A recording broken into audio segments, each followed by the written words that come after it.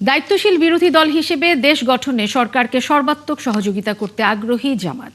তবে জনগণের স্বার্থ বিরোধী কোনো কাজ করলে নীরব থাকা হবে না বলে হুঁশিয়ারি দিয়েছেন জামাত ইসলামীর আমির ও বিরোধী দলের নেতা ডাক্তার শফিকুর রহমান।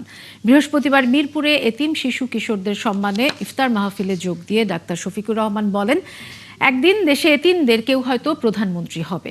জামাত সে ধরনের রাজনৈতিক সংস্কৃতি গড়ে তুলতে কাজ করছে। এ সময় সবাইকে দলীয় রাজনৈতিক সংকীর্ণতা ও হিংসার রাজনীতি থেকে বেরিয়ে আসার আহ্বান জানান জামাতের আমির।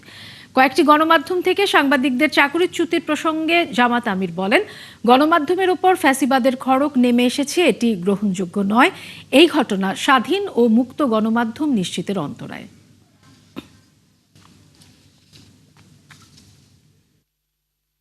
ভালো কাজে আবার বলছি আমরা তাদের সঙ্গী হব, কিন্তু যদি তারা না করেন আমরা সংসদে এবং জনগণের কাতারে দাঁড়িয়ে আমরা কিন্তু প্রতিবাদ করব।